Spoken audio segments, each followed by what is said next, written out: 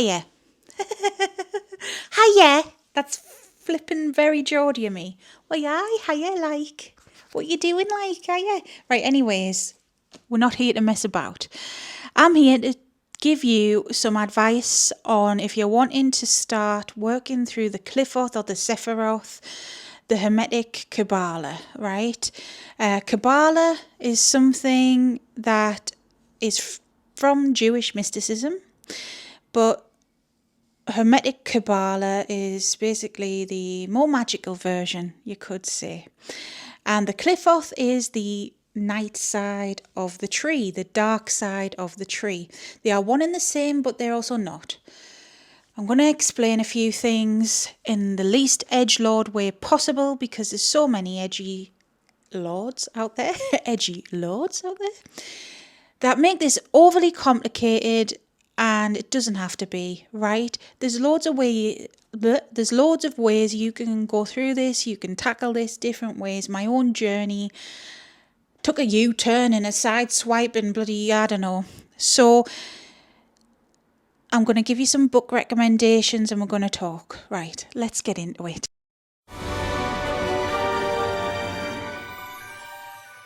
So before we do fully get into it, I'm Sarah, that divination witch. Welcome back.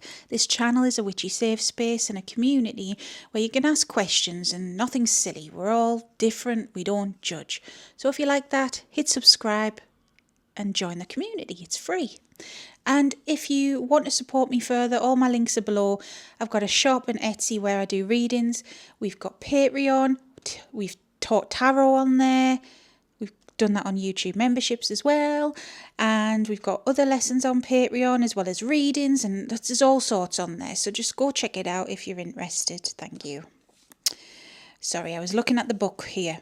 Right, first and foremost, let me give you some book recommendations. The ones I've got with me are mainly helpful with the Qlippoth side of things, but there are some others. So first off, author-wise, the best authors I've come across so far: Oliver St. John, Integral, Thomas Carlson for the Qlippoth, and Kenneth Grant for the Qlippoth, right? There are others. There are many takes on things. What I would tell you, personally, I wouldn't be going with anyone who's a bit of an edgelord, to be quite frank, because there are things out there and paths that are made up by people utilising, especially the Qlippoth, on the left-hand path side of things, that are just not the Qlippoth, right? And I don't know what that's about. You do you, but for me, it doesn't sit right. Something's not right with it, okay? Oliver St. John, he worked under Kenneth Grant. Kenneth Grant worked under Crowley, and I know Crowley, he's a rabbit hole I'm going down at the minute with Crowley. He is a bit problematic himself, but he knew his shit as well. And basically the history, let me tell you, Tree of Life comes from Jewish mysticism, and then in like the 1500s, some Jewish mystics created the Kabbalah system, which is this map thing here, right? It's the Tree of Life, and normally you work from the bottom to the top, right there.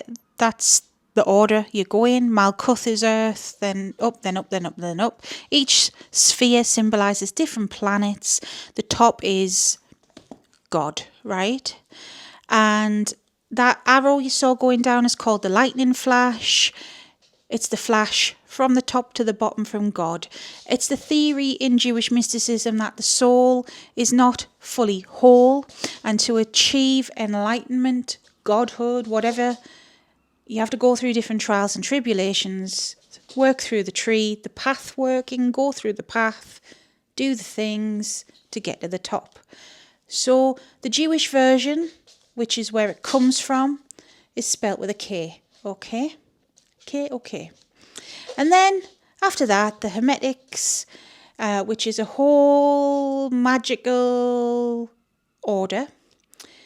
they had a look at it and put their spin on things. And that's when you get Kabbalah spelt with a Q. Like that, okay? And the Hermetics, I've got this little card thing here, which is very helpful too. These are off Amazon US. I managed to get it delivered to the UK, but yeah, so you've got big diagram, little diagrams. It's all about symbolism, and the Hermetics delved more into that. There's so much symbolism within the Tree of Life. This is an example here. Each sphere, each pathway is represented by tarot. The tarot system that we know it today, the Rider-Waite system, was built up on this. The archetypes of the major arcana run throughout the tree. And it's the same on the flip side of the tree. You have each sphere meaning different planetary energy as well. That's built into it. And then the pillars where my finger was. The middle pillar is balance. You've got the left pillar and the right pillar. Feminine, masculine, lunar, solar, a kind of vibe. Not quite because of the planetary spheres, okay? It also links into the chakra system, into the body. And I know that is obviously from Hinduism and stuff, from Eastern traditions, not just Hinduism. But yeah, a lot of traditions have now been linked together, all right? So it does have roots in Jewish mysticism. And your traditional Sephiroth, which is this one, is ruled over by different angels, the Shem angels. I believe it's the Shem angels. I could be wrong there. But different archangels. No, I don't think it's the Shem angels. Sorry. But yeah, right. So Malkuth starts with Sandalphon, on to Gabriel, for Yesod, which is the moon. Michael is normally like Hod energy. I'm just trying to read it. Haniel's in there, Venus. Different things, okay? So your traditional Tree of Life was ruled over by angels, and it's because it's God, it's Jewish mysticism, okay? I've wrote on it the Qlippoth names because the Qlippoth looks the same but different. So the Qlippoth came about because of Kenneth Grant. Well, Crowley first, actually. Crowley, in his explorations, let's say. So Crowley, he can be problematic, some of his takes, but not all of them. He as a person was a bit unhinged, let's say. But he took from a lot of different cultures, explored a lot of different things, and that's a rabbit hole I'm currently going down. So I'm no expert on him as a person. There are people who are on YouTube who talk about Thelema, all right? Go look into it. Thelema is Crowley's teachings in religion. But Crowley did start off in the Hermetic order, and then he branched away from that and did his own thing. The Hermetics, as I said, they were already utilising some of this Jewish mysticism and symbolism in their teachings. Crowley took it one step beyond, let's say, and in Thelema, he explored that further. He explored the dark side of the tree, which this book explores both, right? Well, he explored the dark side of the tree. He met beings like Choronzon, who some people say that is Crowley, and it's a whole thing. We won't get too bogged down into that right now, but he explored the different spheres through a more, for lack of a better word, demonic lens. But it was his student Kenneth Grant that took it one step beyond in this book, The Night Side of Eden, where he first talks about the tunnels of Set. That's what he coined them as. So, we'll get this back up. These pathways are there in the Tree of Life, but they're also there in the Tree of Death, which is the Qlippoth. And these pathways he calls the tunnels of Set. So the night side of Eden, he talks about these tunnels and what to expect and who to experience and things like this. And he talks about the dark side of the tree, let's say. That's why it's called night side of Eden. You get it? The tree of knowledge in Eden. Yeah, anyways. So he was the first to explore that. And from there, this is why I'm explaining it in this way, there is numerous pleading edgelords that in the modern day and age have took that and ran with it. And it's a bit of an ego trip on the left-hand path. Not everyone, but some, all right? So what I would say, if you are interested in learning about the Qlippoth and the Sephiroth, because you can't have one without the other, right? Look up Oliver St. John. So Oliver St. John, it went Crowley, Grant, then Oliver, right? So he is in the family tree, you could say, of magical peoples, right? If you really want to learn about the Qlippoth in a non-edgelord way and like the truth of it sort of thing, yes, look into Crowley. He can be edgelordy himself, but you're going to have to explore some of his stuff, which is a rabbit hole I'm currently down, right? But you want to get this book. You can get it in paperback for 20 quid, right? Night Side of Eden, Kenneth Grant, because that's your OG material really on the tunnels of Set. And he was the one who coined the different names for spheres and stuff. So you want to be getting that. If you can get your hands on this, get your hands on this. Thomas Carlson, Kabbalah, Qlippoth and Goetic Magic. He does touch on some of the Tree of Life, but this is mainly about the Qlippoth, okay? He talks at length about each sphere, each tunnel. He's amazing. I'm a fangirl now of Thomas Carlson. There's something funny about... So Thomas Carlson's a Swedish occultist, and he's got another book, Night Side of the Runes, which I haven't fully read yet, but I've got it now. So he explores in this book. He doesn't just look at demons, and he looks at it the way I did naturally. Like, he looks at, for example, the Rabzarak is Venus in the Qlippoth, right? And it's the dark side of Venus. And he links it with Odin because the symbolism of a Rabzarak is like death gods, really, and that kind of vibe. And he doesn't just say, all right, it's ruled over by X demon and it's all demons, like Baal is the demon, by the way. He looks at other pantheons and links it up, the archetype thing that I talk about with deities, you know, because I'm coming to realise technically you can get light gods in the Qlippoth helping you. You know, it's not all just demons and all this bullshit, you know, the way some of these edgelords talk. And some of the edgy books out there, it's a personal journey, right? And people forget that. Some of them do rituals and certain things that I'm like, do you really know what you're doing? You know, people follow these things blindly. There's some I've seen out there with animal sacrifice and all sorts. That's just, no. Anyways, so you want to be getting that book as well. Yeah, these things are useful. You get it in a pack of 2 on Amazon. Not necessary, I suppose. You can just get that online.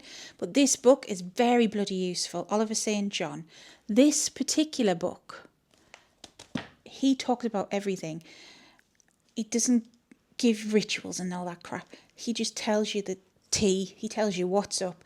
So he goes through every single sphere on the Tree of Life, every single path on the Tree of Life, the correspondences, the experiences you're meant to have, any angels linked with it, etc., etc.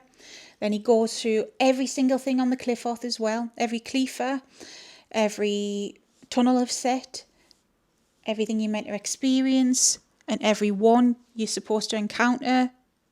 And in the back, there's a glossary as well. It talks about the different symbolisms, talks about all sorts. Honestly, he even links crystals up with different spheres and stuff like this. It's so useful. Definitely 1,000,000%. If you don't get any other book, get that one. If you're going to go through this intuitively, a bit like I am, that book is going to be your Bible, for lack of a better word. All right. So I'm not sponsored by Oliver. He doesn't even know who I am. But I'm really a fan of his, and Thomas Carlson as well. And the fun thing about Thomas Carlson, which I'll do a video on at some point because it links up with something I'm talking about. But side note, he wrote lyrics for a gothic band that I used to listen to as a kid because I was into symphonic metal. And there's a song by Therion. I'm sure it's called Holy Sophia, but it talks about Lilith and Sophia and so like. What? He wrote the lyrics? I'm coming full circle here. Anyways, that's a side note we did need to talk about. Oliver St. John also has a very useful book, which I'll put a picture on the screen. It's a course in the Hermetic Kabbalah, the Tree of Life. So it only talks about the Tree of Life. But he gives you a structure to go through. If that's something you need, because some people like a structure, then that's a non-edgelord structure. But it is only for the Tree of Life. But yes, very useful. I would also say Dion Fortune. I would trust her because she's a very old school spiritual person, been around for a long time and has wrote some very useful books. I do have it, but I'm not using it. These are what I'm using right now. So these were out because the way it's happened for me, and I've told this story on the channel, but I didn't intend on going into the Qlippoth, okay? I intended on going into the Sephiroth, which is the Tree of Life. I initiated into Malkuth, which is the Earth Sphere, went through that, and then basically, long story short, Lilith was like, hello, you're coming with me, and took me to the flip side, and that's where I am right now. I'm currently in between Samael and the next one, which is it's Tippereth in the Qlippoth. Thagarion, that's it. I cannot pronounce things. Thagarion. And it's sun energy and it's very bloody intense. I'm only just moving along. I'm going through this very quick and I'm not meaning to. I intended on spending months in each sphere. But this is the thing what I want to talk about as well. Your journey, whether it's on the Tree of Life or death, is yours, right? And everyone's going to experience it different. Don't let anyone tell you you're doing right or wrong, because there is no right or wrong. What you're going through is either your idea of heaven or your own personal hell. That's basically it. It's psychological as well. It's not just a spiritual thing. So I haven't done rituals and things like this, not laid out in a book. The way it's working for me is, yes, there's a lot of astral work. Yes, I sometimes have to do spell work, but I'm drawn to do it intuitively. But mainly it's things I have to do in my muggle, physical, average life. Like setting boundaries, standing up for myself, shadow work, things like this. It's alchemy what you're going through. And alchemy isn't turning metals into gold. It is changing your energy body, because harping back to the original idea of what the Kabbalah is, it's the idea that we aren't whole per se. Well, we kind of aren't in a way. We all have issues, all of us. We've all got some traumas, some big, some not. We've all got insecurities and things like that. It makes us human. So what this path working does is get you stronger. It helps you work through your crap. It's like shadow work to the extreme, I would say, on either side. There is this false narrative about the Qlippoth and the Sephiroth on both ends. First, there's no right way of going through it. You generally start from the bottom and work your way up. I've known people do it from the top down. It's whatever you're drawn to. There is no right or wrong way. You can't have one without the other. Yes, if you ever look up a picture of these things, you'll have the Tree of Life on the top, which is meant to be the branches, and the Qlippoth on the bottom, which is the roots. But I don't actually see it like that. They are a mirror of each other. And I know that's an easy way of understanding it, and that's fine. You do you. But actual reality, you have your sphere and around it is the shadow. It's like when you look, even looking at this, there's my hand. My physical hand is here, but the shadow is behind it on my face. You know, it's not underneath it. It depends where the light's shining from, you know. It's the shadow. That's what the Qlippoth is. And some people say the Qlippoth is harder than the Sephiroth, and that you have to do the Sephiroth first. You don't have to do it first.